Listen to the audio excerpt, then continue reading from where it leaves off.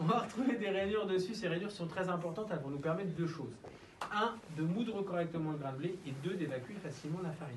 On va donc retrouver les mêmes rainures sur celle qui vient se poser dessus, qui elle se trouve à l'intérieur de l'archure. Elle est plus épaisse, elle fait 1,5 tonne pour bien appuyer sur le grain de blé. Et c'est celle qu'on va appeler la meule tournante. Bah oui, il faut bien qu'il y en ait une des deux qui tourne si on veut réussir à faire de la farine.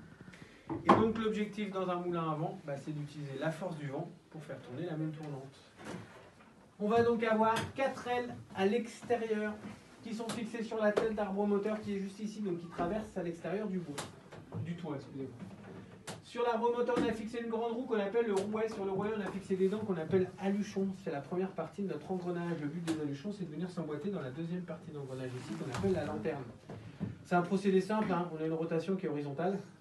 On la transforme en rotation verticale, hein, tout simplement. Hein. Ça entraîne donc le grand fer qui lui traverse le centre de la meule, se fixe dessus et la fait tourner. Mais le mieux, c'est de voir tourner le moulin. Alors déjà, on va faire ça. Personne devant les ailes du moulin?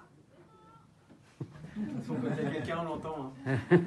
Surtout au début, lorsqu'il crie. À 20 mètres, il tombe dans les pommes. Alors, je fais la blague, mais vous avez remarqué, j'ai fermé le portail derrière lui. Et je demande toujours, même quand je suis tout seul, les ailes d'un moulin à pleine vitesse passent toutes les secondes. Donc, imaginez, à ça du seul, mieux vaut éviter d'être debout. On va déjà débloquer le frein. Le frein, c'est ça, c'est un feuillard métallique qui fait tout le tour du rouet qui vient s'arrêter sur le tambour de frein. C'est ni plus ni moins que l'ancêtre du frein tambour de vélo. Hein. La seule différence, c'est que la poignée est un petit peu plus grosse que sur un guidon. C'est la pièce de bois qui est ici qu'on appelle la bascule de frein qu'il va falloir que je lève pour débloquer le feuillard. Et pour la lever, j'ai une corde juste ici.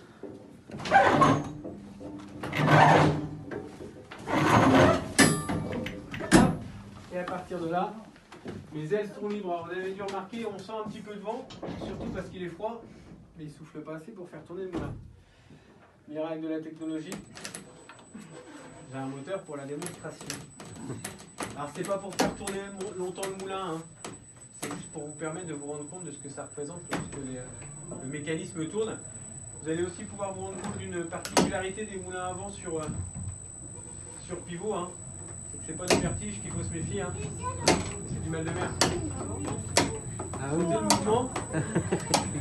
Alors ça nous dérangeait un peu quand les gens tombaient malades avant, mais maintenant qu'on porte tous un masque, quand les gens tombent malades, ça fait leur problème. Là, il tourne 5 fois moins vite que sa vitesse de rotation normale. Juste pour vous donner une idée de ce que ça représente quand il tourne à pleine vitesse. Alors on ne va pas le faire tourner plus longtemps, on va le laisser s'arrêter tranquillement. Merci, monsieur. Il s'arrête. Alors une fois que les ailes tournent, hein, ça entraîne donc